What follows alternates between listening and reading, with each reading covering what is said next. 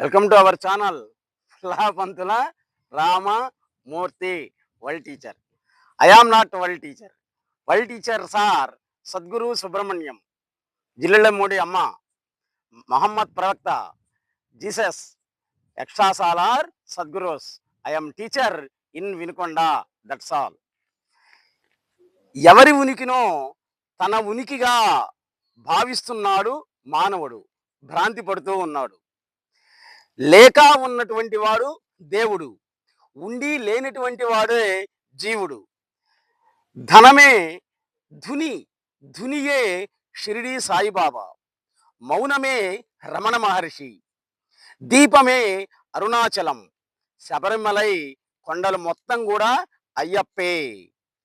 తిరుమల 7 కొండలు కూడా శ్రీనివాస స్వరూపమే. 7 కొండల మీద వెంకటేశ్వరుడు ఉండటం కాదు, ఆ 7 కొండలు కూడా శ్రీనివాస స్వరూపమే అంటారు సద్గురు సుబ్రహ్మణ్యం గారు. శ్రీశైలం మొత్తం కూడా శివమయమే. మధురలో శ్రీకృష్ణ జన్మస్థానం అయినటువంటి జైలు దగ్గర ఒక బోర్డు రాసింది. ఏమనింది అక్కడ? ఇక్కడ శ్రీకృష్ణుడు పుట్టలేదు, పుట్టినట్లు కనిపిస్తుంది అంతే. ఉన్నట్లు కనపడేటువంటి ఈ జగత్తులో దేనికి ఎవరికి ఉనికే లేదు. నీ లోపలి ప్రజ్ఞను వదలకుండా బయట కర్మను మాత్రమే వదిలిపెట్టు అని అంటారు సద్గురు సుబ్రహ్మణ్యం గారు, శ్రీకాళహస్తీశ్వరుడు. విక్రమార్క మహారాజు పరిపాలనకు మెచ్చుకొని బ్రహ్మదేవుడు ప్రత్యక్షమై నీవేవైనా వరాన్ని కోరుకోవయ్యా అని అడిగాడట. అప్పుడు ఆయన ఏమన్నాడంటే, స్వామి, నువ్వు ఆల్రెడీ నా తలరాతని ఎప్పుడో రాసావు, ఆ రాసినటువంటి దాంట్లోనే ఇస్తావా, లేకపోతే ఆ తలరాతను చుడిపేసి మళ్ళీ కొత్తదేమైనా ఇస్తావా? మీరే చెప్పారు కదా, హరినాపి హరేనాపి బ్రహ్మణాపి సురైలపి అని. ఒకసారి రాసినటువంటి రాతని నేను కూడా చేపేయలేను అని చెప్పారు కదా, మరి ఉన్నదే ఇస్తారా, లేనిదేమైనా ఇస్తారా అని అడిగాట. ఆయన యొక్క తెలివికి మెచ్చుకున్నటువంటి బ్రహ్మ, నీ తలరాతలో ఏదైతే ఉందో అదే నీ నోటి గుండా అడిగావు అని ఆనందించి, ఉన్నది పోదు లేనిది రాదు అని ఆయన అంతర్ధానమయ్యాట. కారణం లేకుండా ఎవ్వడూ జన్మించడు, కాబట్టి ప్రతి ఒక్కడూ కూడా కారణ జన్ముడే అని అంటారు సద్గురు సుబ్రహ్మణ్యం గారు. మనసులోని ముక్తి, మనసులోని ముక్తి మరి ఒక చోటను వెనుకబోవాడే వెర్రివాడు, గొర్రె చంకబెట్టి గొల్ల వెతికినట్లు అని అంటాడు వేమన యోగి. కాబట్టి నీలో ఉన్నటువంటి దాన్ని నీవే తెలుసుకోకుండా అంతా కూడా ప్రయత్నాలు చేసి విఫలమవుతున్నావు అని అంటాడు వేమన యోగి. పరమార్థ తత్వాన్ని దక్షిణామూర్తి మాత్రమే క్లారిటీగా చెప్పాడు, ఇంకెవరూ కూడా చెప్పనే లేదు. మనము ప్రేమిస్తాం, భగవంతుడు ప్రేమిస్తాడు.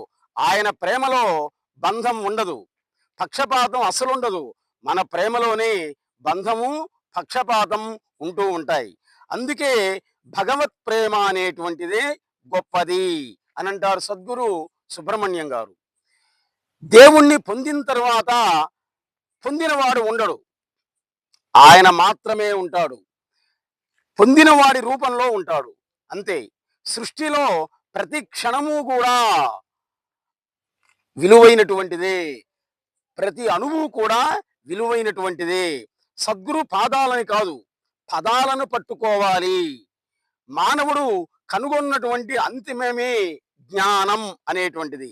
నాకేమీ తెలియదు అనేదే అంతా సహజంగా జరిగిపోతూనే ఉంటుంది. కాబట్టి మానవుడు కనుగొన్నటువంటి సిద్ధాంతం ఏంటి అంటే అంతిమ జ్ఞానం అనేటువంటిది. నాకేమీ తెలియదు అనేటువంటిదే అంతా సహజంగా ఉండనే ఉంది. అదే సహజ సమాజ స్థితి అవుతుంది. కష్ట సుఖాలకి, లాభ నష్టాలకి చెలించకుండా ఉండేటువంటి స్థితిని మనస్సును పొందడమే దైవ అనుగ్రహాన్ని మనం పొందినందు గుర్తు అని అంటారు సద్గురు సుబ్రహ్మణ్యం గారు. జ్ఞానప్రసూనాలు అనేటువంటి గ్రంథం అద్దం లాంటిది.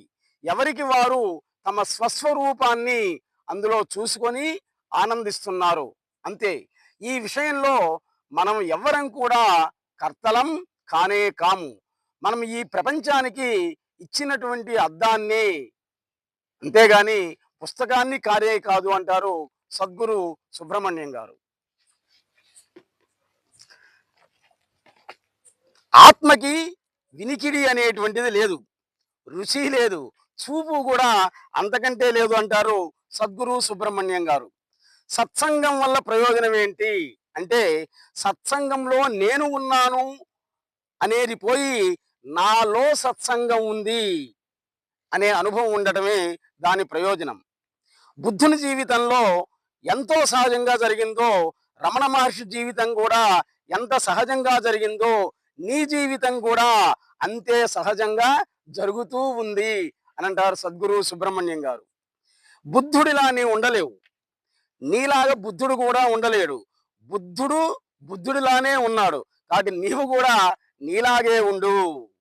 తత్వం అంటే ఏంటి అని అడిగేవాడే తత్వం అని చెప్తాడు. సమస్తము వదిలినటువంటి వాడు సమస్తము పొందుతాడు. ఇది ప్రకృతిలోనే సహజ సిద్ధంగా ఉన్నటువంటి వైచిత్ర్యం.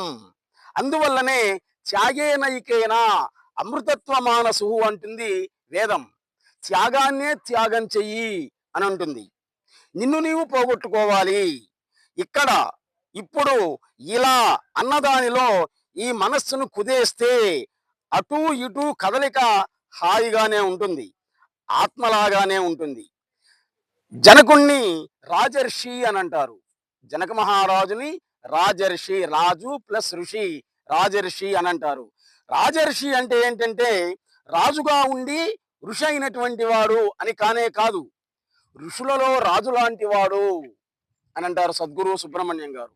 అందువల్లనే వ్యాస మహర్షి శుకుణ్ణి రాజర్షి దగ్గరికి పంపించాడు.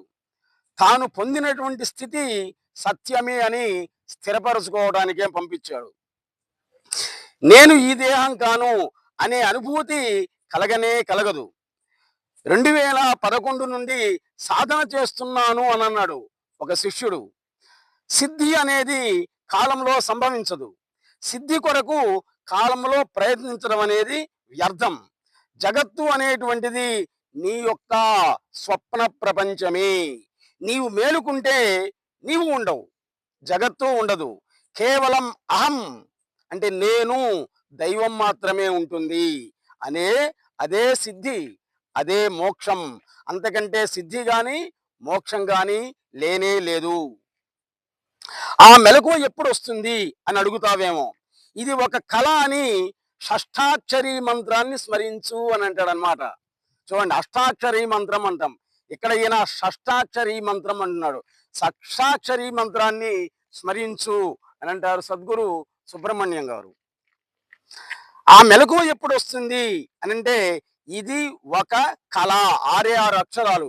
ఇదే షష్ఠాక్షరి మంత్రాన్ని సదా నీవు స్మరిస్తూ ఉన్నట్లయితే సాధన అనేటువంటిది సిద్ధిస్తుంది.